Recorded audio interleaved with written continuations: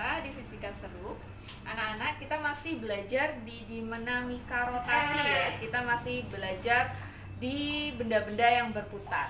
Nah, untuk subtopik selanjutnya yang kita pelajari itu adalah gerak menggelinding. Pertemuan yang lalu sudah Bu Krista jelaskan apa itu yang dimaksud dengan menggelinding. Menggelinding itu berarti dua gerak, yaitu yang pertama rotasi dan translasi yang dilakukan secara bersama-sama. Misalkan nih, kalian sudah pernah nggak bermain yoyo? Nah, saat kalian bermain yoyo, kalian amati bentuk yoyonya. Di situ dia berputar pada porosnya, dan di situ dia berpindah dari bawah ke atas atau dari atas ke bawah. Nah, saat perpindahan dia dari bawah ke atas ini namanya translasi. Saat dia berputar pada porosnya namanya rotasi. Tapi kalau dia berputar porosnya dan berpindah itu berarti menggelinding. Artinya dia bergerak translasi dan rotasi. Masih ingat nggak persamaan untuk gerak translasi? Gerak translasi kita menggunakan hukum 2 Newton bahwa sigma F itu sama dengan M kali A. Ini adalah gerak translasi. Sedangkan untuk gerak rotasi itu adalah sigma tau sama dengan I kali alfa. Ini rotasi. Perhatikan benda ini, suatu benda yang memiliki massa M, dia ditarik ke kanan dengan gaya F. Maka jika lantainya ini kasar, benda ini akan menggelinding, yaitu berrotasi dan bertranslasi. Kalian uraikan dulu gaya-gayanya. Kalau ini kasar berarti ada gaya gesek yang arahnya ke kiri. Ini adalah gaya geseknya. Dia memiliki massa, berarti dia memiliki berat W, dan karena dia menekan bidang, maka dia punya gaya normal yang arahnya ke atas N. Ada berapa gaya pada peristiwa ini? Kita lihat ya, 1, 2, 3, 4. Ada 4 gaya yang mempengaruhi. Maka kita dapat mencari percepatan gerak benda ini dengan 2 persamaan, yaitu translasi dan rotasi. Kita tulis dulu. Kita uraikan dari persamaan rotasi bahwa sigma tau sama dengan I kali alfa. Ada momen gaya akibat dari gaya apa saja? Tadi ada 4 gaya ya.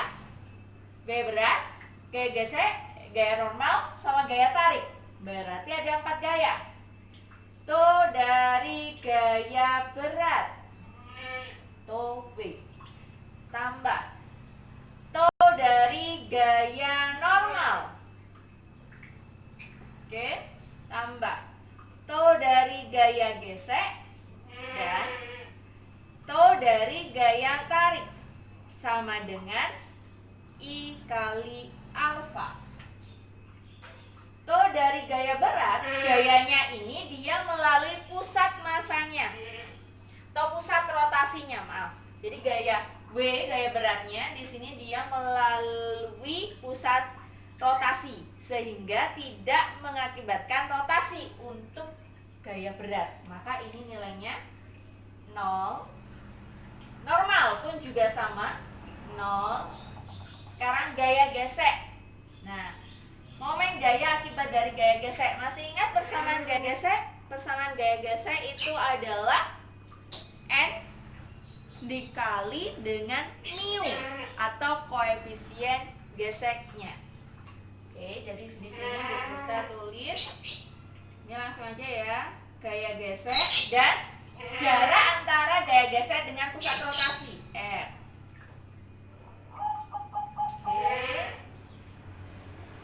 Nah, sekarang di sini F. Dia juga melalui atau gayanya melalui pusat rotasi sehingga taunya 0. I kita pakai umum saja bahwa nilainya itu adalah K M R kuadrat. A kita uraikan lagi karena kita mau cari percepatan gerak benda, yaitu A dibagi R. ada F R sama dengan K M, ada R ada R, boleh Bu Krista coret R A. Kiri R kanan R, ada R, luas kanan ada R, boleh dicoret. Maka besarnya gaya geseknya itu adalah konstanta atau ketetapan momen inersia massa kali percepatan. Ini sebagai persamaan pertama. Sekarang kita uraikan dari gerak translasinya, persamaan gerak translasi, bahwa sigma F itu sama dengan M kali A. Hati-hati, di sini dia geraknya horizontal, sehingga tinjauan kita itu hanya pada gaya L sama gaya geseknya, yang searah dengan percepatan positif yang berlawanan negatif ya. Sehingga di sini ada F min gaya gesek M kali A, sedangkan gaya geseknya besarnya adalah dari persamaan pertama F min K kali MA sama dengan M kali A. Pindah ruas, L sama dengan MA ditambah K kali M kali A, sama. Maka bisa kita keluarkan MA-nya. MA di sini K plus 1. Bu, kok nggak 1 plus K? Biar mudah aja ya, mudah dalam pengucapan. K plus 1. Nah, yang mau kita cari itu adalah nilai A. Maka ini kita pindah ruas menjadi M K plus 1 sama dengan A. Boleh Bu Krista ulangi lagi nulisnya, bahwa nilai A itu besarnya bisa dicari dari gaya tariknya dibagi dengan massa kali tetapan inersia ditambah 1. Persamaan ini hanya digunakan untuk bidang data, gerak menggelinding pada bidang data. 2. Nah, sekarang kalau gerak menggelinding pada bidang miring, tadi bidang data, sekarang kalau bidang miring. Pada bidang miring, kita dapat menguraikan gayanya. Ada gaya apa saja ya? Pasti benda ini memiliki massa, berarti dia memiliki gaya berat yang arahnya selalu ke bawah. Gaya normal yang arahnya menekan bidang tekannya. Ini gaya normalnya. Oke.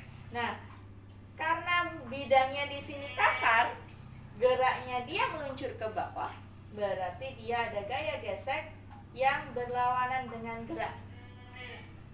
Kita uraikan di sini gaya beratnya ke arah X dan ke arah Y. Di sini jadi W cos theta, di sini jadi W sin theta. Dengan pengerjaan penguraian dari gerak translasi sama rotasi, langsung saja Bu Krista, di sini diperoleh bahwa percepatan benda, anggap saja kalau di sini dia silinder pejal, maka persamaan percepatannya itu adalah 2/3 kali gravitasi kali sin sudut kemiringan bidang. Nah, kalau misalkan di sini soalnya tidak silinder pejal, tapi silindernya tapi bolanya bola pejal, atau mungkin benda yang lain, atau piringan tipis. Nah, kalian bisa menggunakan persamaan umumnya bahwa percepatan benda saat menggelinding pada bidang miring itu adalah G kali sin theta per 1 plus K. K itu tergantung dari bendanya. K itu adalah tetapan inersia. Untuk kecepatannya pun di sini langsung menggunakan persamaan untuk umum. Seperti itu ya.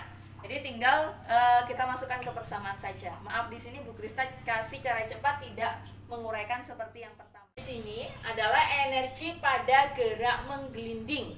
Oke, pada gerak menggelinding dia tidak memiliki energi kinetik yang seperti kita jelaskan, yang seperti Bu Krista jelaskan di kelas 10, tapi dia memiliki energi kinetik yang lain yang akan kita bahas di sini. Nah, kalian lihat dulu benda pada gambar pertama. Di sini benda menggelinding pada bidang datar. Karena dia tidak memiliki ketinggian, maka dia hanya memiliki energi kinetik saja. Tetapi benda yang kedua ini dia menggelinding pada bidang miring. pada suatu ketinggian tertentu, nah dan kecepatan luncurnya tertentu, maka benda ini dia memiliki energi potensial dan energi kinetik. Besarnya energi potensial itu sama seperti pembahasan di kelas 10, yaitu besarnya adalah massa kali percepatan gravitasi kali ketinggian. Tetapi untuk pembahasan kita di sini berbeda pada energi kinetiknya. Karena geraknya menggelinding, berarti ada dua jenis energi kinetik. Yang pertama energi kinetik translasi seperti kelas 10 dulu. Yang kedua adalah energi kinetik rotasi. Nah, energi kinetik translasi seperti kelas 10 dulu persamaannya adalah setengah kali massa kali kecepatan kuadrat. Tetapi energi kinetik rotasi itu persamaannya adalah setengah kali momen inersia kali kecepatan sudut kuadrat. Jadi persamaannya hampir sama, sama-sama setengah, diawali dengan setengah, massanya diganti dengan momen inersia, kecepatannya diganti dengan kecepatan sudut, karena kita berbicara pada gerak rotasi. Jadi ada dua ya, energi kinetik yang terjadi pada gerak menggelinding itu terdiri dari dua, yaitu energi kinetik translasi dan energi kinetik rotasi. Sama halnya juga di kelas 10 dulu kita sudah membahas hukum kekekalan energi mekanik. Di sini juga berlaku untuk hukum kekekalan energi mekanik. Dengan catatan, hukum kekekalan energi mekanik ini berlaku jika resultan momen gaya luarnya itu harus sama dengan 0. Baru persamaan dari hukum kekekalan energi mekanik ini berlaku. Persamaannya sama, bahwa energi mekanik di setiap keadaan, di setiap titik kemarin gitu ya, besarnya sama. Jadi EM1 sama dengan EM2. Tetapi yang membedakan itu adalah energi kinetiknya. Energi kinetiknya kita tambah lagi, kita sisipin lagi bahwa di situ ada energi kinetik rotasi. Karena apa? Karena geraknya menggelinding. Jadi ada energi kinetik translasi dan energi kinetik rotasi. Seperti itu.